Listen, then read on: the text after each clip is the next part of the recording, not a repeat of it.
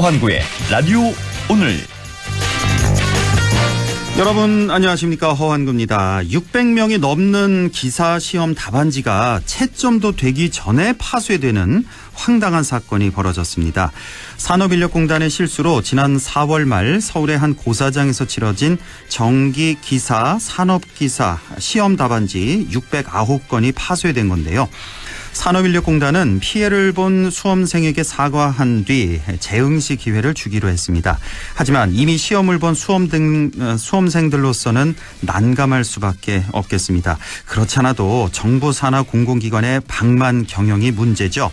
지난해 공공기관 15곳의 직원 평균 연봉이 1억 원을 넘는 것으로 나타났는데요. 특히 공공기관 상임기관장 연봉이 그 기관을 관리하는 정부 부처 장관보다도 더 높고, 심지어 일부는 국무총리, 대통령보다 연봉 수준이 높았습니다. 공공기관 총 부채 규모가 670조 원이나 된다는데 대체 무슨 근거로 이렇게 많은 연봉을 받는 걸까요? 공공기관 개혁, 더는 말로만 그쳐서는 안 되겠습니다. 5월 23일 화요일 라디오 오늘, 광고 듣고 시작합니다.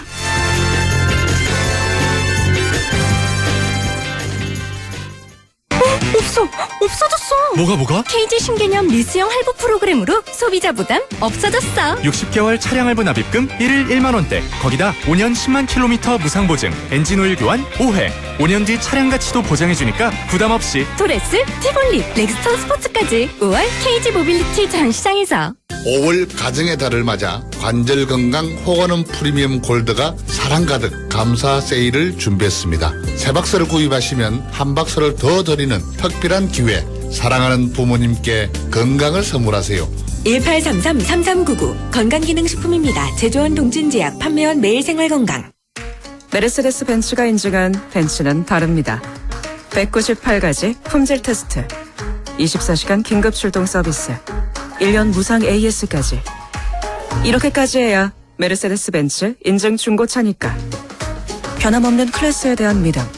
지금 전시장에서 만나보세요. 네, 라디오 오늘 화요일 순서 시작합니다. 1부 생활 속 법률 문제를 쉽고 명쾌하게 풀어보는 안형진의 쾌도난법, 안형진 변호사와 함께하겠고요.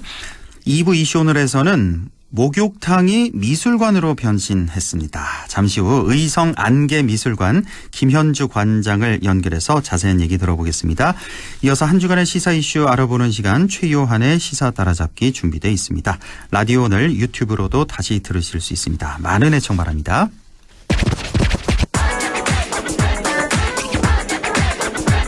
네, 쾌도난법 시작합니다. 안형진 변호사 나와 있습니다. 어서 오십시오. 네, 안녕하십니까. 안형진 변호사입니다. 예, 그동안 줄곧 지적되어 온 예산 낭비 사례 중 하나입니다. 우리가 예전에도 한번 얘기했던 것 같은데, 네. 보도블록 교체 공사에 대해서 그 원인과 해결 방법에 대해서 오늘 얘기를 나눠보겠습니다.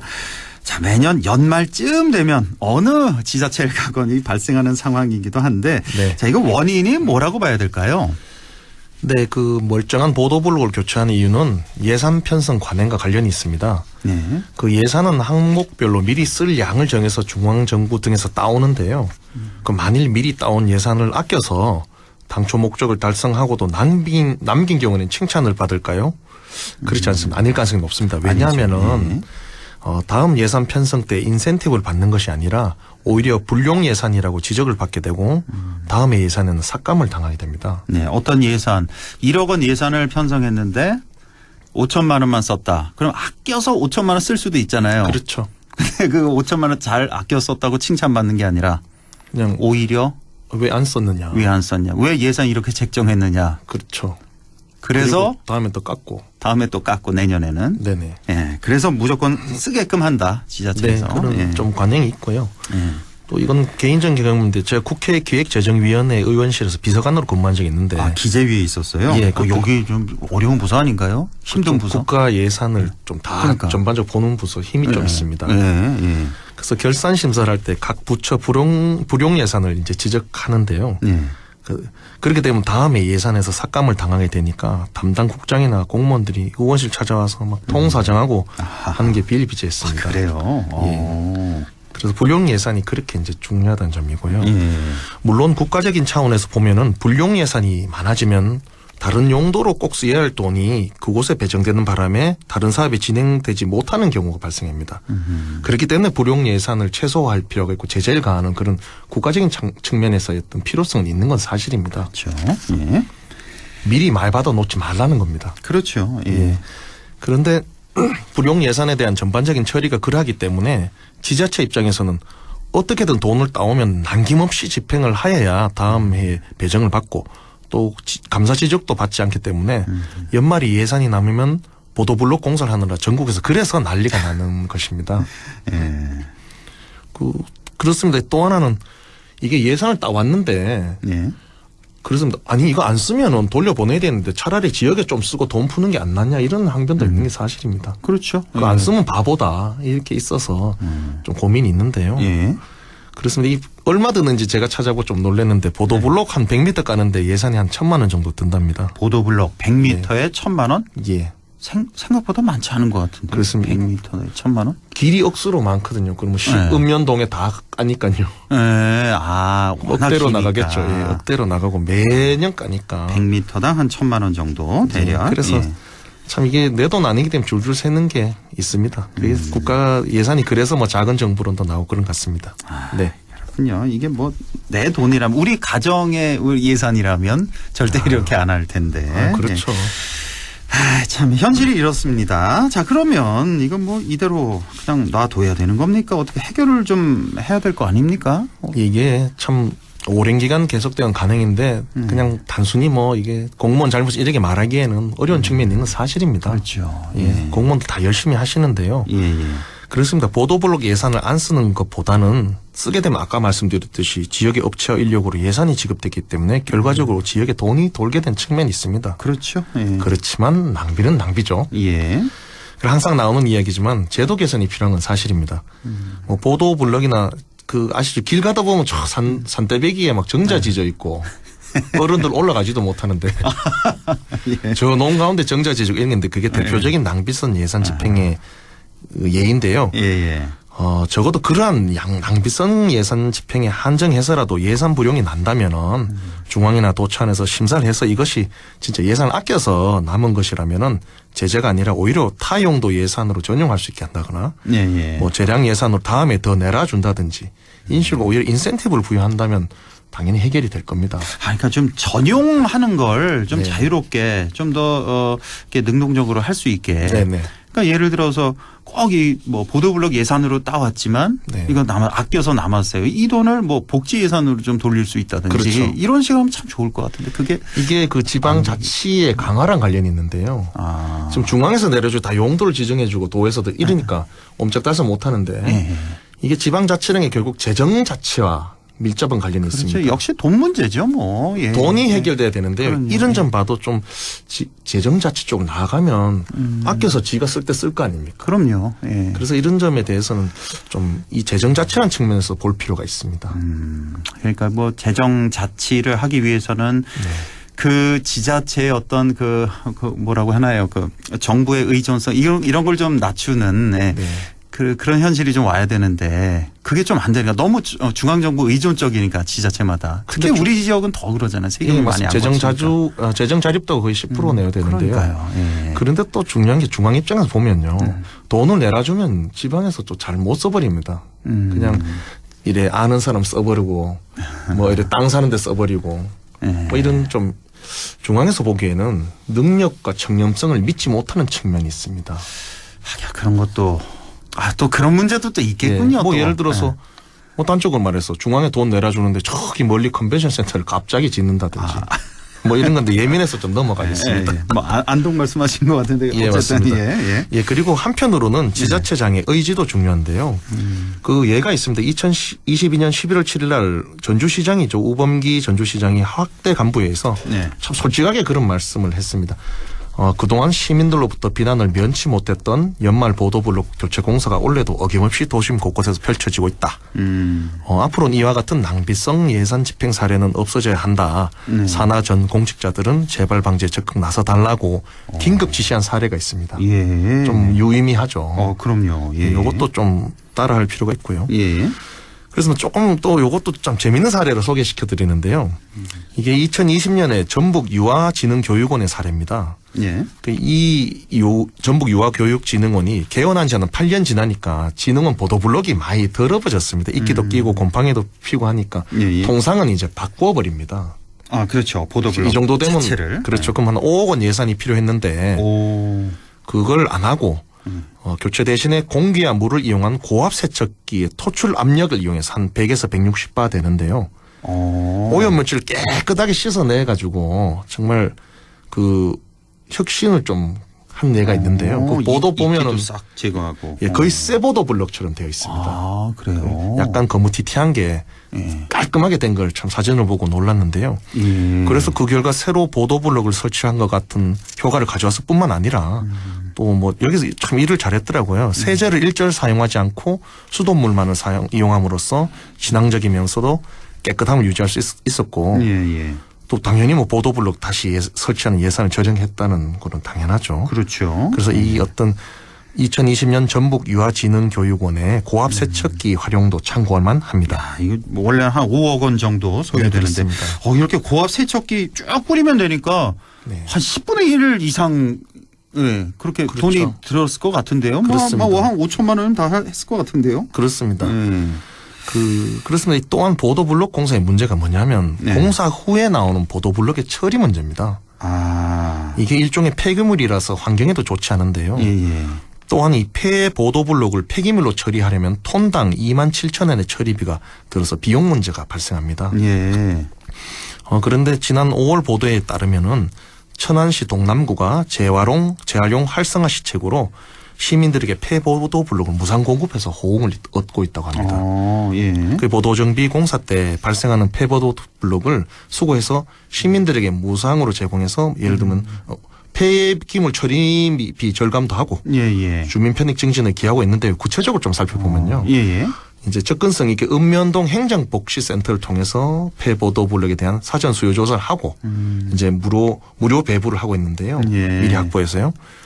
그래서 신청자 이제 배부를 하는 거죠. 그 신청자마다 또 500블럭이나 한도는 두고 있습니다. 아, 그렇게 딱 좀 하긴 이 폐 보도블록 이거 필요한 사람들 꽤 많을걸요? 굉장히 많습니다. 그럼 농사를 지을 때나 마당 조경, 텃밭, 농막, 박침 등에 사용할 수 있는데요. 이게 그렇죠. 굉장히 많습니다. 예. 그래서 당연히 주민들도 좋아했죠. 그래서 이게 비단 천안시 동남구 사례뿐만 아니라 많은 지자체들이 이렇게 활용을 하고 있는데요. 예. 또 우리 경북 북부도 죄송합니다. 예. 좀 따라할 필요가 있다. 벤치마켓 갈 필요가 있다. 이런 말씀 드리고요. 예, 좀 물 좀 한잔 하시고 지금 아주 좋은 두 가지를 들어주셨네요. 그러니까 전주시장 같은 경우에 우리가 이제 뭐 보도블록 교체하면서 예산 써버리기 이런 관리 깨버리자. 예, 이것도 좀 배울 점이다. 그리고 전북 유아진흥교육원의 사례를 들어주셨어요. 웬만한 데 같으면 다 이제 5억 원 들여서 이제 싹 교체를 했을 텐데 웬만한 데는 다 예산을 줍니다. 이 정도면. 그러니까 예산 또 따왔을 거 아니에요. 근데 여기를 이걸 안 하고 공기 쫙 쏘는 거 있잖아요. 물과 공기를 이용해서. 예, 그걸로 해서 크게 돈을 또 아꼈던 이런 사례. 이런 건 좀 배워야겠네요. 네, 맞습니다. 예. 또 여기서 잠깐 재미진 거는 네. 그 지자체에서 이건 못 쓰겠다 싶어서 폐보도블럭 처리한 게 시민들의 농사나 마당 조경 등에 유용하게 쓰일 수 있다는 점은 그만큼 폐보도블럭이 말이 폐보도블럭이지 폐보도블럭이 아니라는 거죠. 그렇죠. 멀쩡하다. 그렇습니다. 얼마나 단단한데요. 그럼요. 그렇습니다. 일단은 그러니까 폐보도블럭이 나오지 않도록 하는 게 1순위입니다. 네. 그 사실 이 길을 이제 놓고 좀 지나면 깨지거나 움푹 들어간 부분이 있을 수 있는데요. 이런 경우는 전부 갈아엎는 게 아니라 그 부분만 교체를 하고 그렇죠. 또 더러운 경우에는 고압 세척을 해서 쓰던 보도블록 계속 쓰는 게 중요하다고 봅니다. 예. 그런데 이게 참 계절을 알리는 여러 전령이 있습니다. 어떤? 개나리 피고 진달래 피면 봄이 왔다고 느낍니다. 예. 요즘은 보도블록 공사가 진행이 되면 연말이 왔구나, 겨울이구나 이래 느끼시는 분들이 많을 정도로요. 그렇죠. 보도블록 공사는 일종의 일대 행사이자 관행처럼 굳어지고 있는데요. 예. 이게 단순히 어떤 예산 낭비, 예산을 그런 측면도 볼 수 있지만 이게 계속되면서 정치 불신이나 혐오, 행정 불신이나 혐오의 풍조를 강화시키는 문제점이 있습니다. 그렇죠. 예. 시민들이 매년 이런 광경을 지켜보시고 돈이 아깝다 이런 감정도 물론 드시지만 내 피 같은 세금 이랬으나 이것도 들지만 그렇죠. 아유, 전마다 아무리 말해도 저래 막 길에 뿌리는 거 보니, 저래 안 된다. 정치 역시 안 된다. 이러면서 예. 정치나 행정에 대한 몸서리를 치는 경우가 많은데요. 그렇겠죠. 그러니까 쓸데없는 또 의심도 하게 돼요. 저 네. 또 어떤 업체랑 또 이렇게 또 뭐 결탁을 해서 또 하는 거 아니냐는 그런 쓸데없는 그런 의심도 하게 되고. 아니, 저 그거는 멀쩡한 걸 교체하니까. 제가 볼 땐 쓸데없는 의심이라기보다는 합리적인 의심입니다. 아, 합리적인 거예요? 예. 제가 아는 강원도의 이런 보도 블랙 업체는 이제 시장이나 국회의원에 줄을 댑니다. 친밀하게. 허허. 그래서 그거를 이제 쫙 해서 이제 일감 몰아주기 형식으로 받아서 계속 하다가 이제 정권이 바뀌면 이제 또 끊어지고 이런 경우가 실제로 있습니다. 이거 뿌리 뽑아야 됩니다, 진짜 이거. 그렇습니다. 예. 이제 세금이 줄줄 새는 이런 현상은 이제 막아야 되는데요. 뭐 배정된 예산을 쓰지 않으면 뭐 다음에 깎이니까 그것보단 집행을 해서 지역 경제에 도움이라도 되는 게 더 낫다라는 그 구태의 논리에서 벗어나서 네. 이제 좀 벗어나야 됩니다. 좀 새로운 패러다임으로 국민의 혈세를 아끼는데 제도 정비와 지자체 단체장의 결단이 필요하다 보고 예. 그래서 제가 항상 말씀 올리는 게 새정치 또 새로운 인물이 필요하다는 그런 말씀을 드리는데 시민들도 이런 지적에 공감하실 거로 생각하고요. 당연하죠. 좀 내년에 뭐 공천도 긋고 좀 선거도 긋고 좀 모두가 좀 옳게 좀 해봤으면 좋겠다. 이런 생각을 이 보도블록 보면서 또 해봤습니다. 예, 알겠습니다. 오늘 아주 보도블록 얘기, 재밌는 얘기 잘 해봤습니다. 자, 지금까지 안영진의 쾌도난법 안영진 변호사와 함께했습니다. 고맙습니다. 감사합니다. 네, 라디오 오늘 잠시 후 2부에서 뵙겠습니다.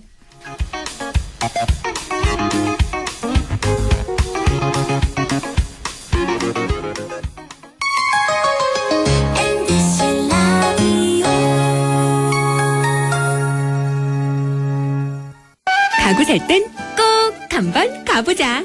안동 명품 가구 백화점. 흑표 흑침대, 양성국 갤러리, 금성침대, 한국 가죽 소파, 장수돌 침대. 다양한 브랜드 가구를 한 곳에서 쇼핑할 수 있는 대형 가구 전시장. 안동 명품 가구 백화점. 네 얼굴 와 글로? 야근한다고 티다. 네 월급은 와 글로? 최저임금은 안 오르지. 물가는 오르지. 내가 진짜 박스 죽겠다. 물가는 내리고 최저임금은 올리고 민주노총 경북지역본부가 앞장서겠습니다. 1577-2260 안동과학대학교에서는 6월 12일까지 지역산업연계 바이오 백신 인력 양성 과정 교육생을 모집합니다. 신청 자격은 만 18세부터 만 39세 이하의 경력단절 또는 미취업자로 안동시에 거주 중이거나 안동시 교육기관 졸업생 또는 졸업 예정자라면 누구나 지원 가능하며 교육비는 전액 무료입니다. 교육생들에게는 월 100만 원의 교육지원금을 지원합니다. 자세한 사항은 안동과학대학교 홈페이지를 참조하시거나 전화 054-851-3539번으로 문의 바랍니다. 여러분의 많은 지원 바랍니다. 미래에셋증권은 생각했어요. 해외 투자라고 큰돈 들지 않았으면, 그래서 실시간 미국 주식 소수점 매매, 밤점 설치는 사람 없었으면, 데이마켓, 호가창도 다 보였으면, 나스닥 토탈뷰, 국내 주식처럼 편해진 해외 투자. 미래에셋증권에서 확인해보세요. 원금 손실에 유의하시고 투자 전 상품 설명서 및 여건을 꼭 읽어보세요. 100.1 MBC 라디오. 네, 6시 23분 39초 지나고 있네요. 라디오 오늘 2부 이슈 오늘 시작합니다. 미술관이 된 공중 목욕탕. 이런 곳이 있다는데요. 1981년부터 2019년까지 실제로 운영된 공중 목욕탕이 복합 문화공간으로 변신했다고 합니다.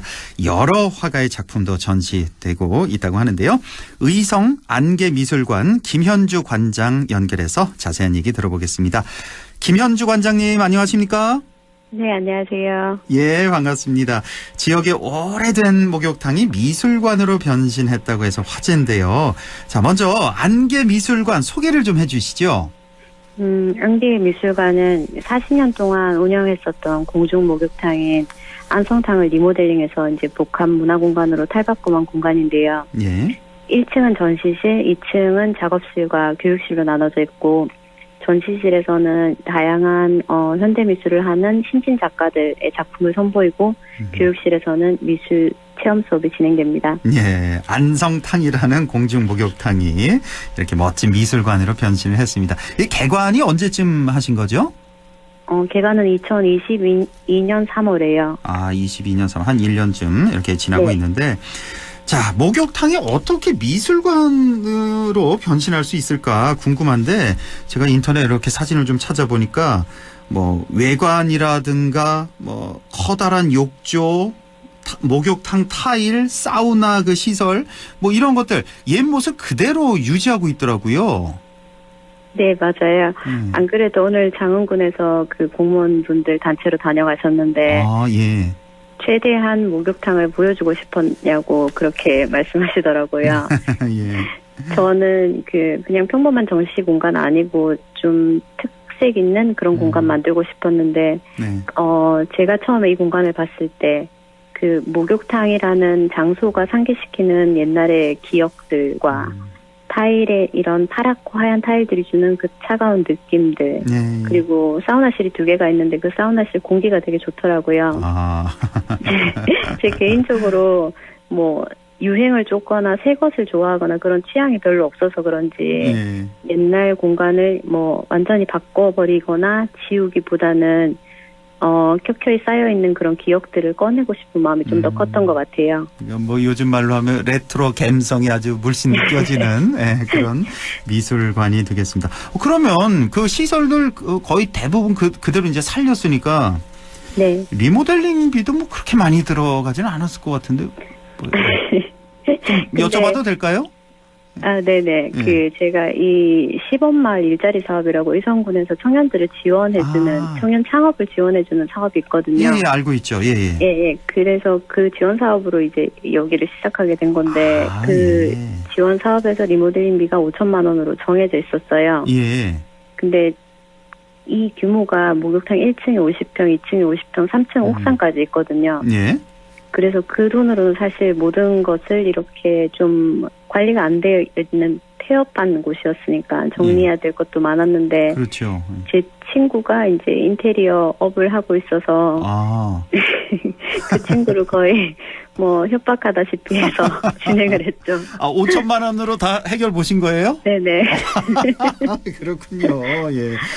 자, 제가 듣기로는 우리 관장님이 화가시라고요. 네네. 뭐 구체적으로 뭐 어떤 쪽을 전공하셨어요? 저는 현대미술 전공했고 현대미술, 그리고 지금 서양화 작업하고 있어요. 유화로 그림 그리는 거. 아, 유화, 서양화, 그죠. 네. 의성에는 전에 뭐 내려와 보신 적도 없으셨잖아요. 아, 네, 맞아요. 저도 2021년에 의성이란 곳을 처음 와봤거든요. 처음 오셔서. 네. 그런데 어떻게 이 의성 안개 이런 목욕탕을 또 선택을 딱 하셔서 이렇게 변신을 하셨는지 어떻게 처음에 이런 생각을 하시게 된 거였어요? 처음에는 되게 우연한 계기로 이제 의성에 오게 됐거든요. 예, 예. 그리고 진짜 운 좋게 이 목욕탕 주인분하고 연락이 닿게 됐고 제가 외국에 좀 오래 살았었는데 귀국하고 나서 지역을 여러 군데를 많이 다녔었어요. 예. 근데 문화예술 관련한 그런 뭐 전시라든지 아니면 수업이라든지 이런 모든 것들이 서울하고 수도권 위주로 집중되어 있는 게 좀 이 현상 자체가 되게 기이하다고 생각했었거든요. 기이할 정도로 너무 문화시설이 없다. 네네. 예. 그리고 의성 지역에는 정말 너무 아무것도 없는 거예요. 그렇죠. 예. 저는 이제 작업을 하는 입장에서는 작품 만들고 전시하는 게 제 일이니까 그러면 이런 사람들이 만약에 여기 산다면 이 사람들은 어떻게 사는 거지? 농촌에는 왜 미술관이 있으면 안 되는 거지? 그렇게 생각하고 이제 농촌에 현대미술관을 한번 만들어 봐야겠다. 그런 막연한 기대로 시작하게 된 거거든요. 그런데 이제 해가 좀 지나면 지날수록 제 나름으로도 이 원하는 방향성이 좀 더 생기는 것 같아요. 그렇습니까? 예. 네. 지금까지 뭐 후회해 본 적은 없으시고요. 저는 제가 좋아서 시작한 거고 제가 재밌어서 하고 있거든요. 지금 상당히 행복한 그런 상태시군요. 네네. 의성에 살고 계시는 거예요? 집은? 네, 맞아요. 아예 이사를 와서. 예. 자, 미술관으로 변신한 목욕탕. 이 목욕탕의 추억을 가진 미술관이 현재 어떻게 활용되고 있나? 이것도 좀 궁금한데 전시회도 뭐 종종 열리고 또 지금 뭐 여러 가지 뭐 행사도 많이 하신다고요? 네, 맞아요. 신진 작가들이 설 장소가 많이 없더라고요. 미대에서는 진짜 매년 해마다 엄청나게 훌륭한 인재들을 많이 배출하고 있는데 예. 그들이 학교를 나와서 전시를 할 기회를 얻는다든지 아니면은 어떤 전문적인 활동을 할 기회가 많이 주어지지가 않더라고요. 예. 그래서 그런 작가들에게 작품으로 소통할 수 있는 그런 기회를 좀 많이 마련해주고 싶다라고 해서 이제 시작하게 됐고, 전시는 거의 한 달에서 한 6주 그 사이 간격으로 바뀌거든요. 그래서 제가 작년에 2022년 개관하고 나서 지금 17번째 전시 진행되고 있고요. 아, 그럼 뭐 거의 쉬는 적이 없었겠네요? 개관하고? 지금까지는. 계속 전시가 있었군요.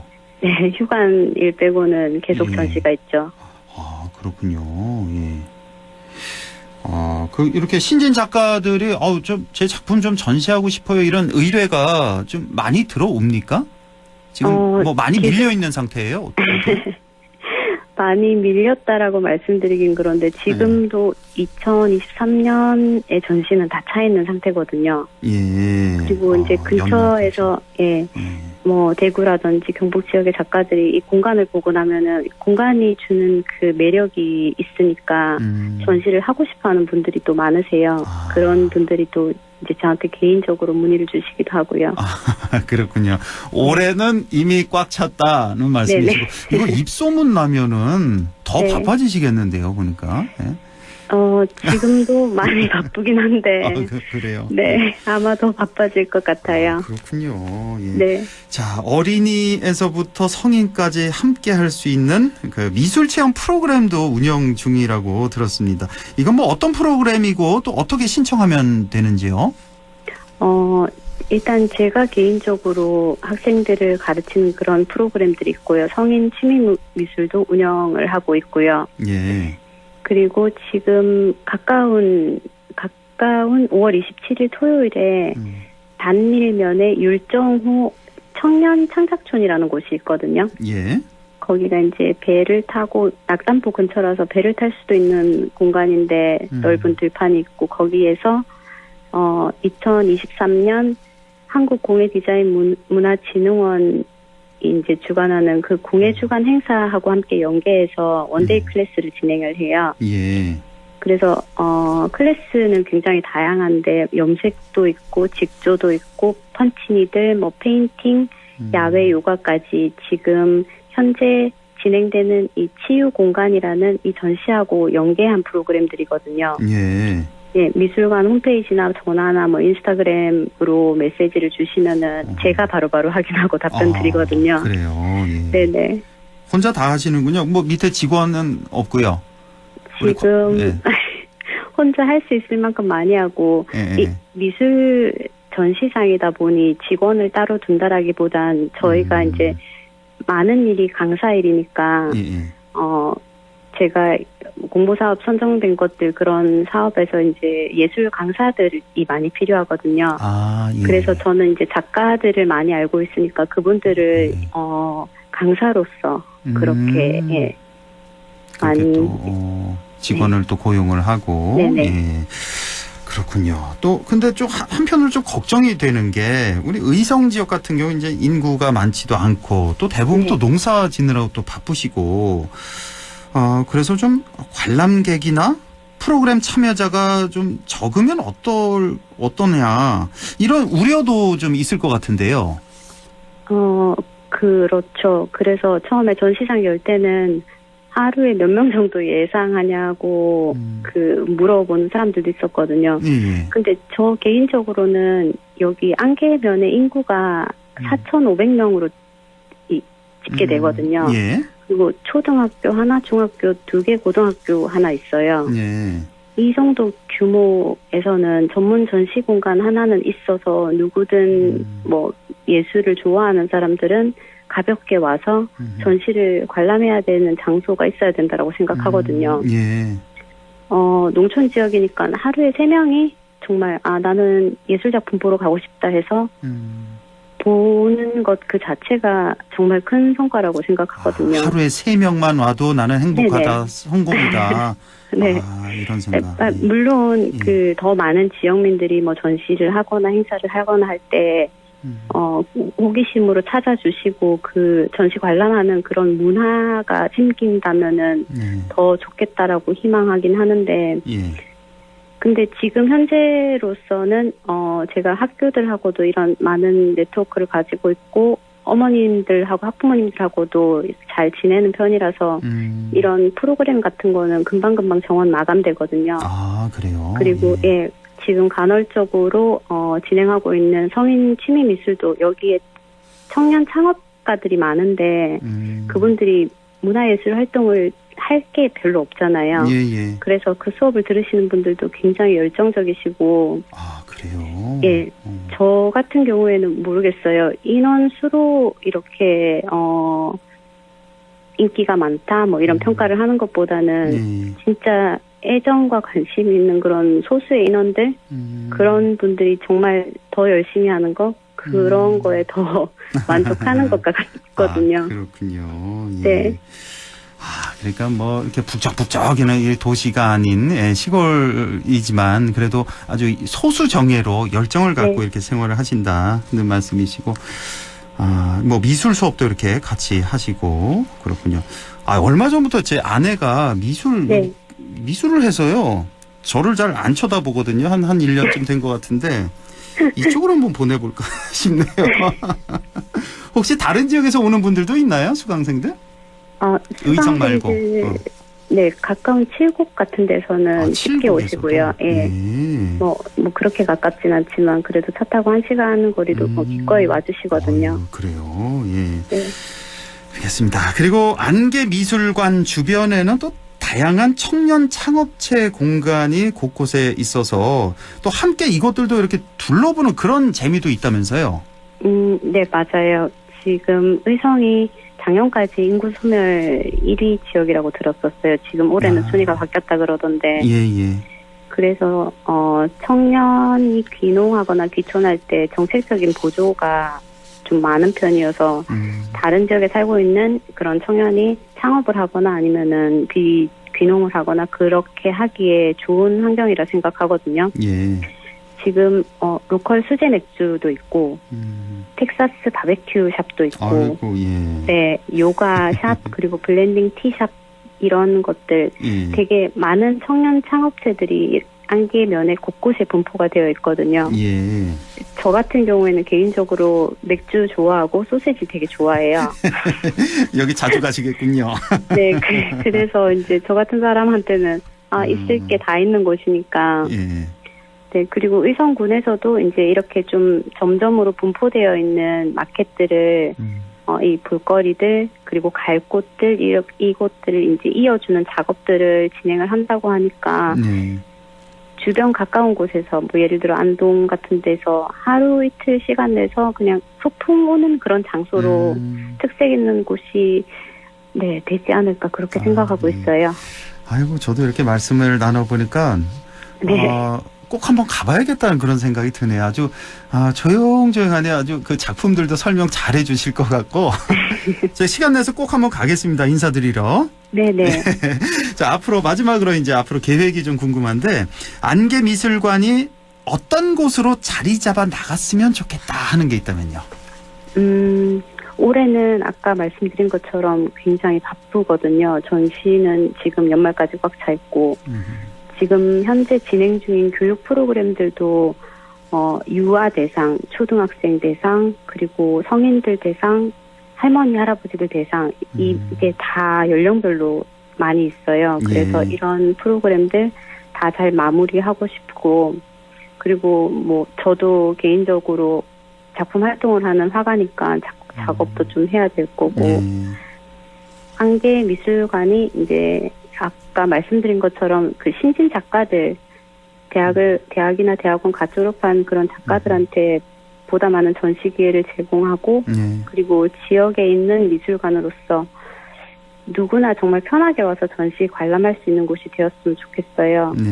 그리고 농촌 지역에 있는 현대 미술관이니까 이 지역에 특화된 교육 프로그램들 환경 미술이라든지 뭐 환경 영어 미술이라든지 그런 것들을 개발하고 진행하면서 지역에 살고 있는 분들의 삶이 예술을 통해서 좀 더 풍요롭게 되었으면 하는 바람입니다. 아이고, 예, 뭐 작은 미술관을 지금 운영하고 계시지만 네. 꿈은 정말 크시네요. 예. 그쵸.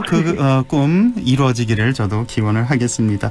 자, 오늘 의성 안개미술관 얘기를 해봤습니다. 안개미술관의 김현주 관장과 함께했습니다. 관장님 고맙습니다. 네, 감사합니다. 라디오 오늘에서는 청취자 여러분의 참여를 기다리고 있습니다. 우리 지역에서 발생한 사건 사고 소식이나 함께 토론하고 싶은 내용을 안동 MBC 홈페이지 라디오 오늘 게시판에 올려주시기 바랍니다. 전화와 문자 참여도 하실 수 있습니다. 전화는 851국에 7191번, 문자는 샵 0913번으로 보내주시면 됩니다. 문자는 단문 50원, 장문 100원의 정보 이용료가 있습니다. 여러분의 많은 참여 바랍니다.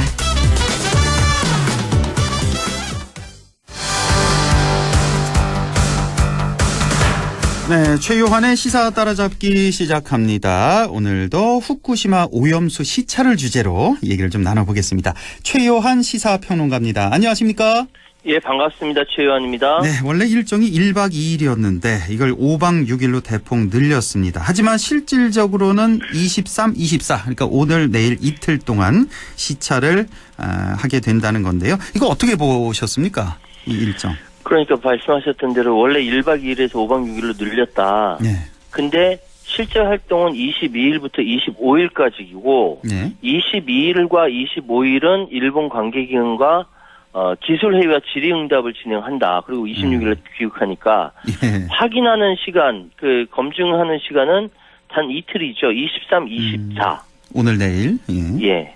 그런데 오염수의 안전성 여부를 확인하는데 필요한 조건이 있어요. 네. 조건이 있는데 이거 충족된 게 별거 없는 것 같아요. 이 조건도 굉장히 중요한데 예. 언론에서 잘 얘기하지 않습니다.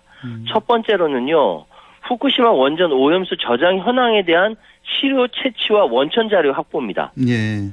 두 번째는 그 알프스라고 하죠. 다액종 제거 장치. 예. 이거 처리 전후 비교 자료 이거 확보할 수 있느냐. 예. 가동 능력을 확인할 수 있느냐. 세 번째로는 알프스 미처리 지하수는 어떻게 되나 현황 파악. 네. 마지막으로 후쿠시마산 농수산 식품의 위험성이 어떻게 되나 이것까지 확인해야 돼요. 그렇죠. 당연한 거죠. 이거 요구했는데 일본 측이 거절했다라는 겁니다. 예. 그건 오염수, 그러니까 일본 정부는 이번 한국 시찰단 파견에 대해서 오염수 방류의 안정성에 대해서 한국 측에 설명하겠다라고 이야기하면서 한국 시찰단의 역할이 오염수의 안정성 평가는 아니다라고 이야기했어요. 못을 박아버렸어요, 일본 측에서는. 예. 이거 뭐 평가하러, 안전성 평가하러 오는 게 아니다라고 못을 박아서 이게 지금 시찰단이냐, 뭐 관람단이냐, 뭐 이런 비아냥 섞인 그런 비판도 있는 그런 상황인데요. 자, 그리고 또 하나, 이번 정부 시찰단에는 민간 전문가가 포함되지 않았다. 그러니까 다 정부 측의 뭐 공무원들로 다 이렇게 지명을 해서 오히려 이 일에서 또 더 신뢰성을 떨어뜨리는 거 아니냐, 이런 비판도 있잖아요. 그러니까 핵심 점검 사항이 알프스에 대한 접근성 문제를 비롯해서 방사능 피폭 등의 안전 문제를 이유로 통제되거나 출입이 불가능한 부분이 많아서 실제 안정성 검증이 완전하게 이루어질 수 있을지 미지수다. 라는 얘기가 계속 나왔고요. 예. 근데 박구현 국무조정실 1차장이 일본이 현행 규정과 현장 상황에 허용하는 한 최대한 접근할 수 있도록 융통성을 발휘해줬다. 이렇게까지 얘기를 했어요. 그런데 정부기관이나 관계기관이 아닌 민간 전문가가 동행하지 않은 것은 사실이고요. 뭐 민간 자문단을 꾸리겠다라고 나중에 얘기했지만 박구현 국무조정실 1차장이 뭐라고 얘기했냐면 제가 그대로 워딩대로 말씀드릴게요. 그 일을 해오던 사람들이 가서 직접 확인하고 이게 더 중요하다고 판단했기 때문에 최종적으로는 민간 전문가는 포함하지 않는 걸로 합의를 했다. 전 이게 무슨 소리인지 모르겠어요. 모르겠네요. 왜? 그러니까 참 이상한 게 한두 가지가 아닙니다. 그러니까 그 시찰단 같은 경우도 그 단장만 인터뷰를 했고 나머지 20명은 아예 명단도 공개 안 하고 카메라 앞에 서지도 않고 막 일본 내에서도 뭐 도망 다니듯이 이렇게 다니더라고요. 다른 비행기 타고 갔다 오고. 비행기도 다른 비행기 타고 가고 참 이상한데. 자, 이 후쿠시마 시찰단 뭐 우리나라뿐만이 아니라 이미 대만하고요. 또 태평양의 섬나라 18개국이 모인 그 PIF라고 태평양 도서국 포럼. 여기 이 상호국도 이미 좀 파견해서 시찰을 했던 그런 적이 있었죠? 예, 그 대만은 IAEA의 그 회원국이 아니에요. 예. 다국적 조사단이 참가할 때 가지 못했고 아하. 작년 3월 23일부터 27일까지 전문가 8명을 따로 조사단을 파견한 적이 있었습니다. 예.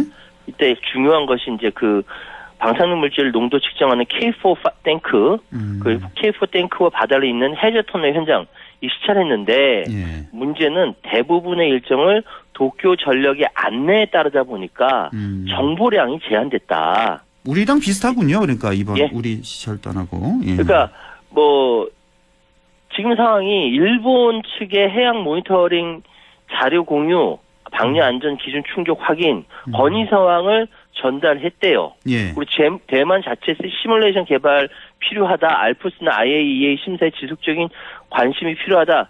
이런 원론적인 이야기밖에 못했다라는 거예요. 이게 우리나라도 이 꼴이 되지 말라는 법이 없는 거고 예. 또 태평양 섬나라도 똑같다라고 합니다. 공개되는 정보의 제한성으로 인해서 뚜렷한 성과를 거두지 못했다. 이렇게 되니까 우리나라도 그거 똑같은 거 아니야? 라는 이야기가 있는 거죠. 우리나라가 제일 가까운데도 말이죠. 그렇게 될 것 같아서 더 걱정이 되는데. 걱정이죠. 예. 자, 지금 얼마 전에는 또 이 후쿠시마 오염수 명칭을 둘러싸고 논란이. 이게 오염수냐 처리수냐를 두고 또 논란이 한번 또 불거졌었잖아요. 지난 11일 날 모 언론이 정부가 오염수를 처리수로 부르는 방안을 검토 중이다 이렇게 보도를 했어요. 예. 정부는 그런 적 없다라고 얘기했지만 여당 안에서 지지 목소리가 나왔거든요. 예. 국민의힘 성일종 의원이 그 뭐 후쿠시마 오염수 문제 대응하기 위해 만든 우리 바다 지키기 검증 TF 위원장이거든요. 예. 근데 바깥으로 방류하는 물은 처리해서 나가는 거기 때문에 오염 처리수라고 쓰는 게 맞지 않겠느냐라고 이야기를 한 겁니다. 근데 일본은 원전 내부에서 발생한 오염수를 그 알프스로 걸러낸 뒤에 세슘이나 스트론튬 같은 방사선 물질을 기준치 이하로 떨어뜨리면 방류 문제 없다라고 주장을 해왔고요. 그러면서 알프스 처리 이전은 오염수, 처리 이후를 처리수로 부르면서 용어를 명확히 구분해야 된다고 주장하지만 알프스가 방사성 물질인 삼중수소를 걸러내지 못합니다. 이건 명확한 거예요. 그래서 처리된 상태에서 의심도 여전한 까닭에 오염수라고 하는 게 맞다라는 주장이 지금 맞서고 있는 거죠. 이런 삼중수소를 걸러내지 못한 이 물을 뭐 1리터, 뭐 10리터 마셔도 된다는 그 옥스퍼드 그 명예교수 말이 참 더 기가 막히게 이렇게 들려오는데, 자, 이게 사실은 뭐 우리나라만의 문제가 아니라 전 세계적인 문제 아니겠습니까? 이 외국에서는 혹시 어떻게 부릅니까? 오염수 처리수? 그 국가별로 외교를 담당하는 외무부처에서 뭐라고 부르는가? 예, 이게 중요하죠. 그러니까 결과적으로 무엇이 방류된다 언급하는지, 오염수가 방류된다 쓰는지 아니면 처리수가 방류된다 쓰는지 이게 중요하지 않습니까? 일본은 방금 말씀드린 대로 처리수라고 적극적으로 해외 홍보하고 있고 미국의 네드 프라이스 미국 국무부 대변인은 처리수라고 표현합니다. EU는 알프스 처리수라고 그리고 영국도 알프스 처리수, G7 국가 프랑스, 이탈리아, 캐나다 역시 처리수, 알프스 트리트 워터라고 쓰고 있어요. 그러니까 미국, 유럽 쪽은 처리수라고 많이 쓰고 서방 쪽은 다 그래요. 서방 쪽은 그런데 지금 중국은요 핵 오염수라고 씁니다. 핵 오염수라고 쓰고요. 러시아는 그냥 물이라고 쓰는데 영어로 번역한 거 보니까 물 워터와 폐수 웨이스트 워터라고 같이 사용해야 하고 있어요. 폐수라는 표현까지. 작년에는 러시아 외무부는 방사성물이라고 표현했어요. 방사성물. 북한은 핵 오염수라고 중국과 똑같이 쓰고 있고 대만은 삼중수소 함유 폐수라고 씁니다. 여기 아주 정확하게. 태평양 도서포로 아까 말씀한 거기는 철이라는 말과 함께 핵 폐수라는 말을 같이 사용하고 있습니다. 그러니까 결론적으로 후쿠시마 오염수 어떻게 표현하냐는 이제 자신의 국가에 얼마나 영향을 미칠 수 있는가 이렇게 관련 있는 걸로 보이는데 그렇죠. 우리는 그냥 처리수라고 얘기하면 안 되죠. 그러니까 뭐 일본에서 먼 나라들은 대부분 처리수, 가까운 나라들은 오염수 혹은 뭐 폐수 뭐 이런 식으로 표현을 하고 있군요. 자, 그나저나 우리가 지난주에도 얘기했던 것 같은데 이번에 이제 G7 정상회의에 후쿠시마산 식재를 올린다 그 얘기 있었잖아요. 이번에 예. 정상들이 실제로 먹었는지 모르겠네요. 올라갔어요. 올라간 건 올라는 맞는데 갔는데, 예.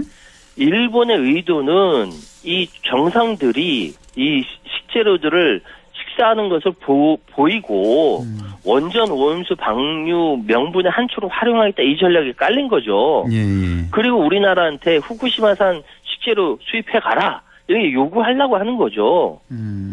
그런데 제가 그래서 물론 미디어 센터에도 뭐 후쿠시마 복숭아를 사용한 주스나 토속주, 양갱 제공됐다라고 그러니까 정상들 식탁에도 무슨 요리가 올라갔다, 사케가 올라갔다 이 보도는 굉장히 많이 나왔거든요. 예, 맞습니다. 예. 근데 이거를 정상들이 먹는 영상을 찾았는데 이게 안 나와요. 예, 없어요. 먹지 않을 수도 있었겠다라는 생각이 드는 거죠. 안 먹지 않았을까요? 모르겠습니다. 제가 뭐 아니, 너무 큰 신뢰, 확인하지 않았으니까. 너무 큰 신뢰 아닌가요? 일본이 어떻게 각국 정상들에게 그 그래서- 전략을 가지고 그렇게 접근을 한 겁니다, 일본이. 그러니까 그냥 홍보 차원에서 그냥 말만 이렇게 한 것 같은 그런 생각이 좀 드는데요. 예. 자, 그나저나 이 일본이 방류 결정되는 게 한 2년쯤 전이잖아요. 예, 근데 그때 그걸 결정하면서 그 태도, 일본의 태도가 매우 부적절했다. 그런 비판의 목소리가 많다고요. 방류 결정이 2021년 4월 13일 날 돼 있고요. 예. 14일 날 일본 니혼게이자이 신문이 뭐라고 가짜 뉴스를 퍼뜨렸냐면 한국이 오염수를 더 버린다 이렇게 이야기한 거예요. 예? 그래서 우리나라 원자력 안전위원회가 아니 정상 원전에서 발생해가지고 처리해서 나간 거하고 당신들이 이게 사고 쳐가지고 이 나가온 이것이 어떻게 갔냐. 예, 막 반박했고요. 예. 그날 또 일본의 아소다로 당시 재무상이 금을 마셔도 별일 없다라고 주장을 했습니다. 아이고, 예. 그러니까 많은 나라, 우리나라는 물론 많은 나라에서 그럼 바다에 방출하지 말고 당신들이 전부 마시면 되겠네라고 비아냥거렸고요. 예, 예. 한 가지 더 충격적인 소식은 그날 일본 산케이 신문이 보도한 것인데 이게 산케이 신문에서 보도했기 때문에 알려진 겁니다. 일본의 한 고위 전문가가 말하기를 중국이나 한국 따위에게 오염수 배출 항의를 듣고 싶지 않다라고 붕괴했다. 일본이 이거 배출하는 이 양해 구한 거 미국밖에 없습니다. 그렇죠. 다른 나라들한테 양해 구한 거 없어요. IAEA도 이렇게 이야기했다는 거죠. 뭐 사실 미국이나 마찬가지인 거니까 어쨌든. 예. 아이고 참 그러나 그 이번에 후쿠시마 시찰단 파견에 대해서 지금 이 일본에 들러리 되는 거 아니냐, 뭐 일본의 방류 명분만 쌓아주는 거 아니냐 이런 비판이 참 많았잖아요. 그러니까 윤석열 대통령이 과학에 기반한 객관적 검증이 이루어져야 한다라고 분명히 얘기했음에도 불구하고 일본 정부는 한국 시찰단이 오염수 안전성 평가를 하거나 확인하지 않을 것이다라고 얘기합니다. 예. 특히 사고 많이 치셨던 사람이 니시무라 야스토시 일본 경제산업상인데 이 사람은 전문가 시찰로 오염수 방류 안전성에 대한 한국 내 이해가 깊어질 것이다 라고 기대를 하면서도 한국 시찰단이 오염수의 안전성을 평가하거나 확인하지 않을 것이다 이렇게까지 얘기합니다. 이 사람이 그러면서 그 검증 시찰이라는 단어를 브리핑 세션, 설명회로 이야기합니다. 참. 아이고 참 이런 상황인데 우리 정부는 이번 시찰단 활동이 단순히 들러리서기는 아니다 이렇게 강력히 부정하고 있고, 근데 이 말을 얼마나 많은 국민들이 동의할지, 그거는 참 이런 생각이 드네요. 어쨌든 이 후쿠시마 오염 처리수 방류에 대한 진실을 꼭 살펴서 뭐 들러리 서는 정도로 이렇게 끝내서는 절대로 안 되겠습니다. 예. 동의합니다. 지금까지 최요한 시사평론가와 함께했습니다. 고맙습니다. 예, 감사합니다.